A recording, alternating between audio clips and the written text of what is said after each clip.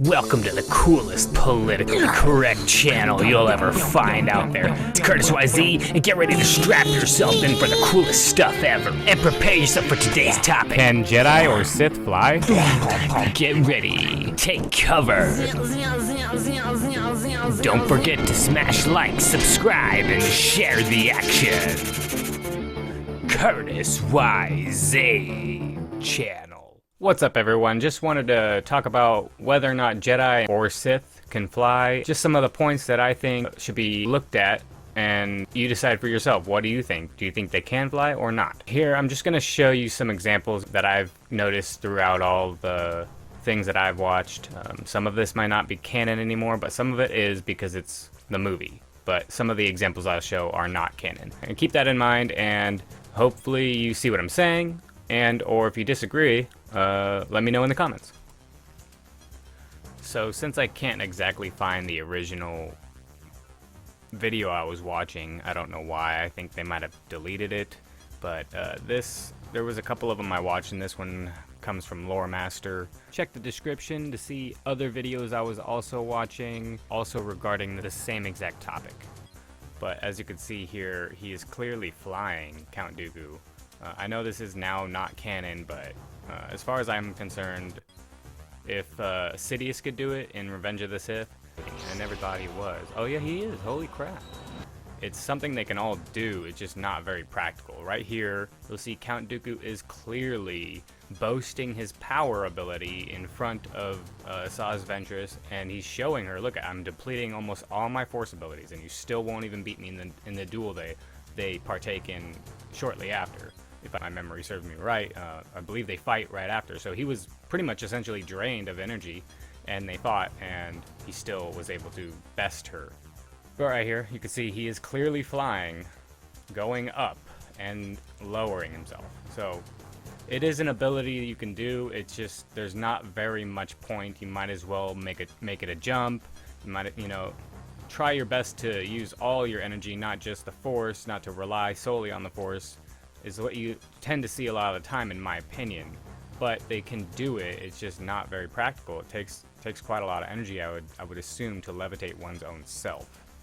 And I actually think it's possible that what we saw in Sidious, he was levitating atop something he was levitating. Perhaps it is easier to levitate something else if you're just above it. Maybe that's actually an easier approach. Maybe he found a secret, like, oh, I've noticed I could levitate myself quite easily if I'm only focusing on levitating the object and not me.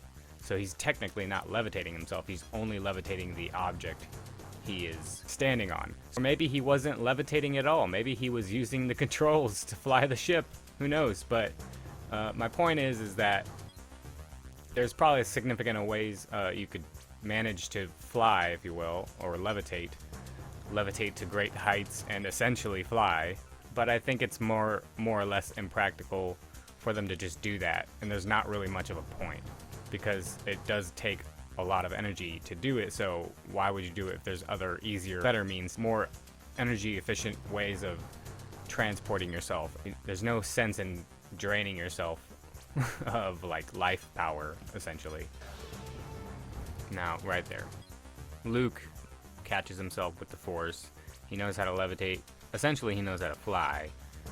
He could fly if he wanted to. There's just, in all honesty, the real reason you don't really see people flying is that it takes a lot of energy, and there's not really much point to it. The point of flying would be to save yourself energy.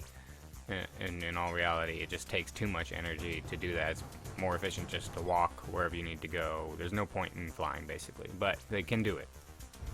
He catches himself. He can levitate himself.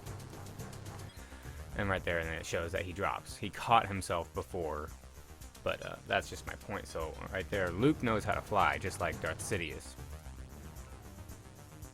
You see the same thing happen right here. Boom, Vader Force flies to stop himself. He's not nearly as good, but if you want to justify the reason why Vader looks like he's falling on wires, because he's on wires obviously in that shot. But a good way to justify it is that he also knows how to levitate himself. He just can't do it nearly as well, maybe because of his suit, but he definitely was aware of the ability. The whole point of this obviously being the fact that Sidious was supposedly able to levitate so well, even while levitating a whole nother object. He was levitating in... So, I'll just find that.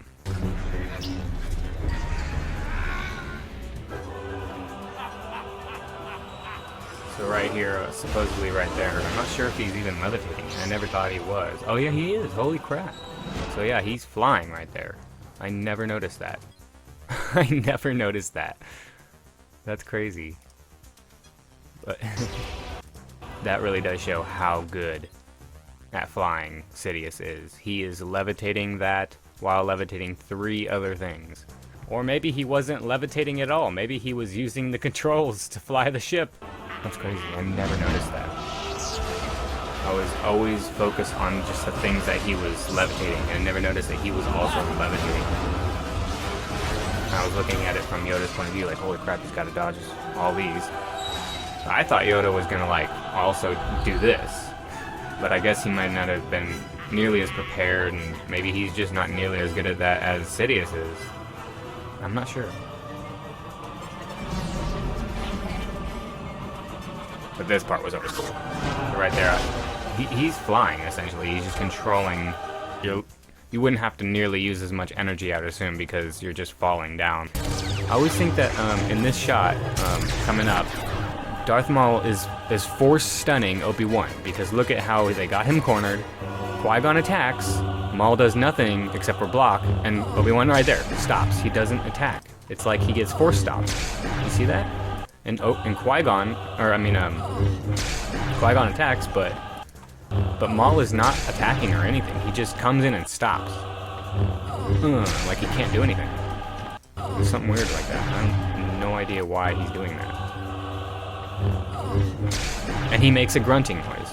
So right there we see that they're basically force flying, but only jumping and using as much energy as they need to. But shots like this are so great because of the scale it gives them, the whole setting. I love that kick, even though it's very impractical. It was executed extremely well. And that punch there too was really well done. Very impactful. This fight in itself is one of the most emotionally impactful fights I've ever seen. I'll probably have to do a video on it. I just haven't really wanted to because to me it's just so obvious that this is an emotionally impactful fight. Oh, look at those shots, how far away that it is, but you could tell exactly what's happening though. I love all those shots. There's that one, there's another one they were showing. Oh, that's so cool. Look how powerful it looks like he's gonna swing. Qui-Gon, whoosh, like, and then you can see right here, the distance right there. Yeah, that was a shot. And that's a great cut. Look at how crazy cool it looks because of the distance. It makes you focus in, and if you aren't focused on that, you look at the whole scale of it and it just looks so epic. Like, here are these 2 dots in this grand area, and these 2 dots, basically on the screen, Qui-Gon and Maul, it gives it such a grand scope. I wanted to point out here that this is a good shot, but the lightning is flashing and you're not able... There's just something wrong with the shot at the same time. You can't see what is happening. You cannot tell if there was lightning that was showing us what the weapons were and at least what was happening, at least for like a couple of frames, kind of give us a good, it could be a shattered image of a fight, which would still look cool, but they don't. Instead they just give us this long shot, which looks good, but it's too dark and you can't see what's going on. See, there was a little flash there and you can kind of see stuff, but it isn't until that part where we can see what is actually happening when it gets close. But yeah, my whole point of this video is I think they all know how to fly to a certain degree. Look how far Obi-Wan jumps. He used probably quite a lot of energy. Notice he doesn't do any speed run here because he just used a lot of energy. We know he can, but why doesn't he take too much energy? He's just gotta run regular. My point is that you could manage to fly, if you will, or levitate to great heights and essentially fly, but I think it's more or less impractical for them to just do that, and there's not really much of a point.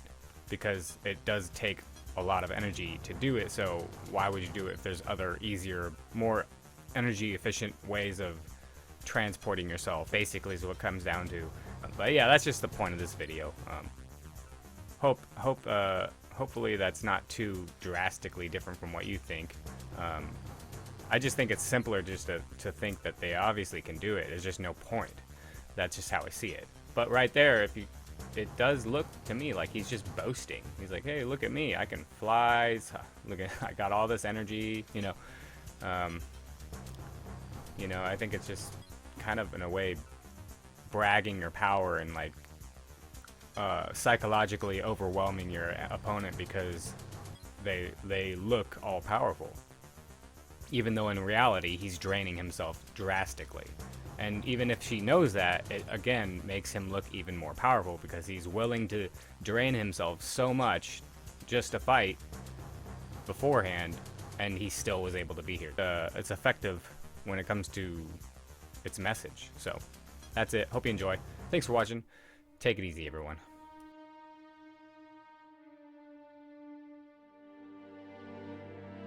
The Cotis YZ subscribers group of people club. Become a member today.